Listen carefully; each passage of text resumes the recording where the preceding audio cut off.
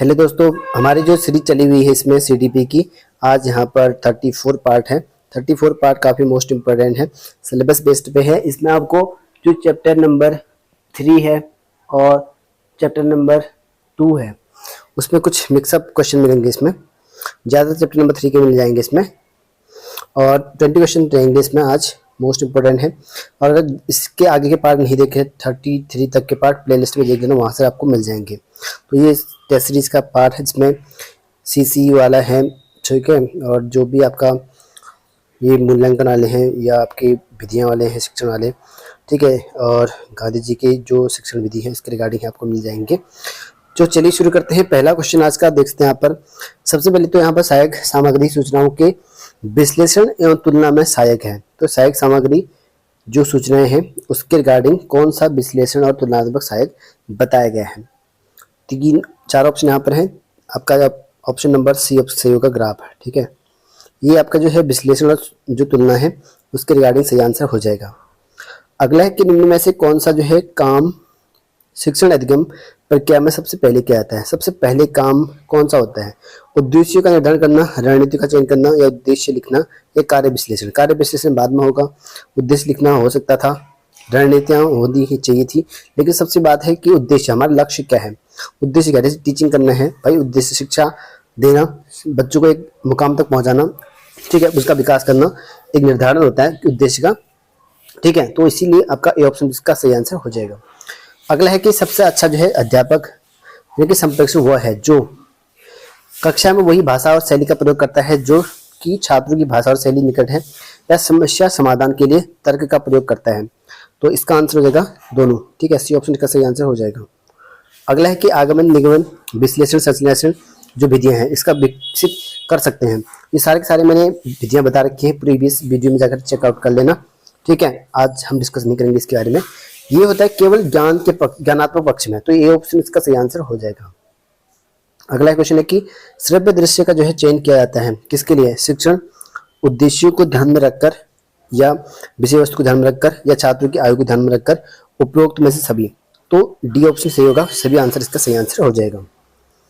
अगला क्वेश्चन है कि खेल और पाठ्य सहगामी क्रियाओं के मध्य से निम्न में से किसका आवश्यकता पूर्ति होती है।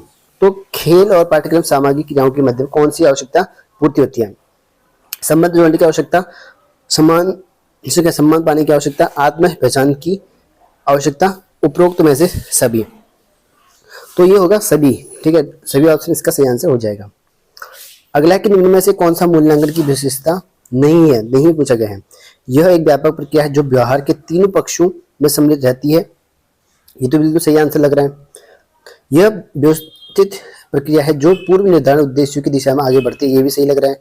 यह कार्य को पूरा होने के बाद क्या जाता है। कार्य होने के बाद कहाँ किया जाता है भाई, मूल्यांकन, ठीक है, नहीं पूछा, ठीक है। कार्य होने के बाद किया जाता है मूल्यांकन, जरूरी नहीं कि कार्य होने के बाद ही करा जाए, ठीक है। कार्य के बीच में, मध्य में भी किया जा सकता है, ये कंपल्सरी नहीं है, ठीक है। यह उद्देश्यपूर्ण क्रिया है जो कि शिक्षण और शिक्षक के दोनों के बीच जरूरत का पूरा करती है, ये भी सही आंसर है। यानी कि सी ऑप्शन सही आंसर नहीं है, आपका सी ऑप्शन ही सही आंसर हो जाएगा क्योंकि नहीं पूछा गया है। मूल्यांकन सहायक है, तो मूल्यांकन मैंने बता रखा है, एक एफ होता है, ऐसे होता है, एफ कितना टर्म में होता है, ऐसे कितना होता है, और पूरा बता रखा है इसके बारे में प्रीवियस वीडियो में, वहां पर जाकर आपको चेकआउट मिल जाएगा। मूल्यांकन का सहायक है, संचयी अभिलेख तैयार करने में बिल्कुल, अधिगम उद्देश्य की प्राप्ति करने में बिल्कुल सही आंसर है, अध्यापक के व्यवहार में सुधार लाना बिल्कुल सही आंसर, यानी कि डी ऑप्शन इसका सही आंसर हो जाएगा। अगला है कि मूल्यांकन किस प्रकार के अध्यापक के लिए उपयोगी है। मूल्यांकन तो यह क्रिया अनुसंधानों के लिए नए रास्ते खोलता है, बिल्कुल सही आंसर है। अध्यापक अपने छात्रों को विभिन्न श्रेणियों में वर्गीकृत करता है, ये भी सही आंसर है।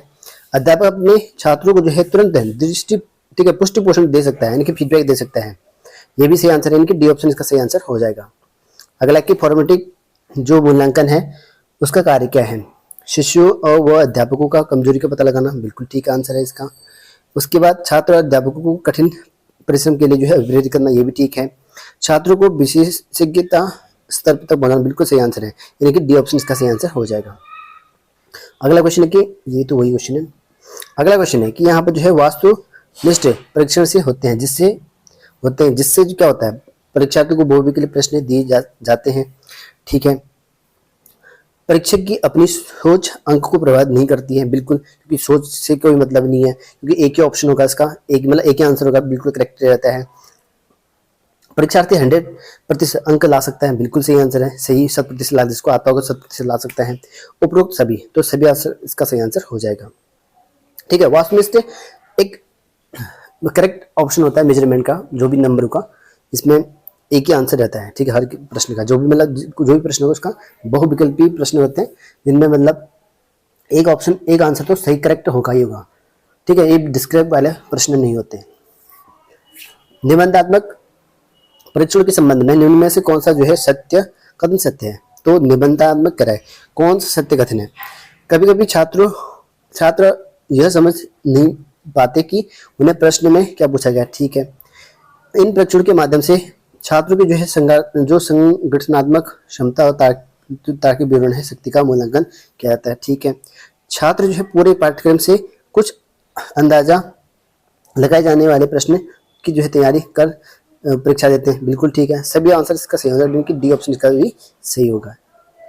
अगला क्वेश्चन है कि सही गलत उत्तर वाले प्रश्न मूल्यांकन का यह सही मापदंड नहीं प्रदान कर सकते हैं, क्योंकि मतलब कि ट्रू फॉल्स वाले जो प्रश्न होते हैं वो सही मापदंड नहीं करते हैं। क्यों नहीं करते भाई? इनमें छात्रों का जो है अंदाजा लगाकर उत्तर देने की संभावना 50%, बिल्कुल, क्योंकि कुछ बच्चे हो सकते हैं कि ज्यादातर ट्रू लगाए, हो सकता है कि फॉल्स लगाए, ऐसा हो सकता है। इन प्रश्नों का उत्तर देने के लिए जो है गहन अध्ययन की आवश्यकता होती है, ये भी ठीक है, और इसमें जो है नकल करने की वास्तविक उपलब्धि बढ़ जाती है। बिल्कुल सही आंसर है, यानी कि डी ऑप्शन इसका सही आंसर हो जाएगा, सभी आंसर इसके सही है। अगला है कि बहुविकल्पी प्रश्न सही उत्तर वाले जो प्रश्न है श्रेष्ठ है, क्योंकि इनमें क्या हो सकता है? यहाँ पर पूछा गया कि इसमें जो है अनुमान की जो है संभावना घटकर 25% रह जाती है। बिल्कुल ठीक है इसका आंसर, क्योंकि यहाँ पर जो है 25% रह सकती है इसमें, और इसका जो है तेजी से जो है उत्तर दिया जा सकता है, इनकी क्विकली जो है इसका आंसर रिस्पॉन्स दिया जा सकता है, ये भी ठीक है। इसका जो निर्माण है वो आसान हो जाता है, बिल्कुल ये भी सही है, यानी कि डी ऑप्शन इसका सही होगा उपरोक्त में सभी। नेक्स्ट क्वेश्चन है कि सूक्ष्म सीखने की जो है माइक्रो टीचिंग जो होती है, और जैसे आपका जो प्रशिक्षण करते हो उस टाइम पर माइक्रो टीचिंग करी जाती है, उस समय बताया गया कि इस मान्यता पर जो है आधारित है। कौन सी मान्यता इसमें है जो इस पर बेस्ड है? अध्यापक के व्यवहार में सुधार अभ्यास द्वारा संभव है। बिल्कुल ठीक है, अध्यापक के व्यवहार में या उसके अभ्यास में सुधार संभव कर सकते हैं।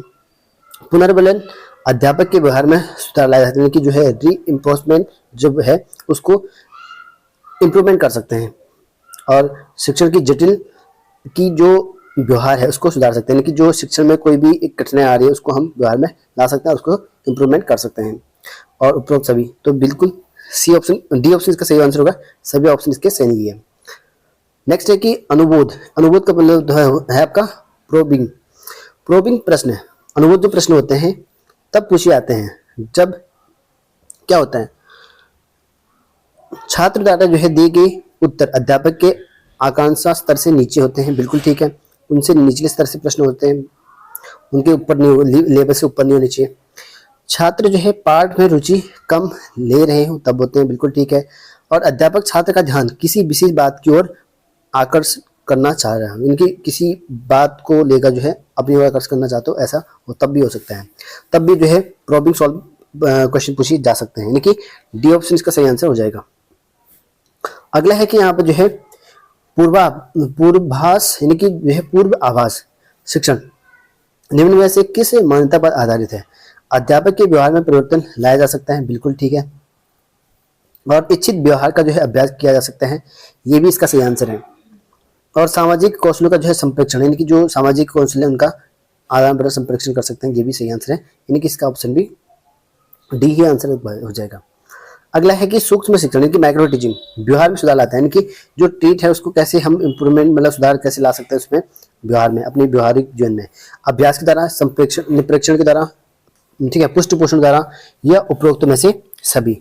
तो उपरोक्त में सभी, आज सबके आंसर जो है डी आंसर आ रहे हैं, क्वेश्चन ऐसे ही सेट हो रखे आज। गांधी जी ने जो है निम्न में से किसके विकास पर बल दिया? तो गांधी जी ने जो है कौन सा विकास था? गांधी जी मैंने आपको बता रखा है, ठीक है, बुनियादी शिक्षा के जनक कहते हैं गांधी जी, ठीक है, इनके बारे में ऑलरेडी मैंने बता रखा है, प्रीवियस वीडियो में जाकर चेकआउट कर लेना। कौशल है, आध्यात्मिक मूल्यांकन है, व्यक्तित्व है, इनके सभी आंसर हो जाएगा। आज का आखिरी क्वेश्चन है यहाँ पे, अध्यापक छात्र अध्यापक के किस गुण के कारण जो है उससे प्रभावित होते हैं? ज्ञान से, नियमितता से, या विषय वस्तु को समझने की क्षमता, या उपरोक्त में सभी? भाई आज के आंसर डी ऑप्शन ही है, ठीक है। सबके ऑप्शन, क्योंकि यहाँ पे उपरोक्त सभी दे दिया सभी है, यानी कि तीनों ऑप्शन सही है, यानी कि डी ऑप्शन ही सही हो जाएगा, ठीक है। और ठीक है, तो ये आपका आंसर हो जाएगा। इसके बाद यहाँ पर जो है, ठीक है, तो ये आपका आंसर सही हो जाएगा, डी ऑप्शन, ठीक। तो ये आपके 20 क्वेश्चन थे, कैसे लगे 20 बता सकते हैं, क्योंकि आज थोड़ा सा टाइमिंग का इशू था, तो आज थोड़ा जल्दी जल्दी करवा दिया। आप देख सकते हैं यहाँ पर पेपर का लेवल आपको यहाँ पर मिल जाएगा।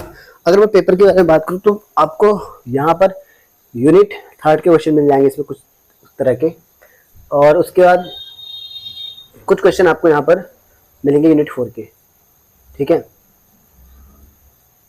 यूनिट 5 के भी हैं इसमें, जैसे स्कूल एडमिनिस्ट्रेटिव वाले हैं, और उसके जो स्पेशल रिफॉर्मेंस के बारे में है, ठीक है, तो टीचर्स के रोल के बारे में है, वो भी मिल जाएंगे आपको। तो कमेंट करके बता देना कैसे लगे क्वेश्चन।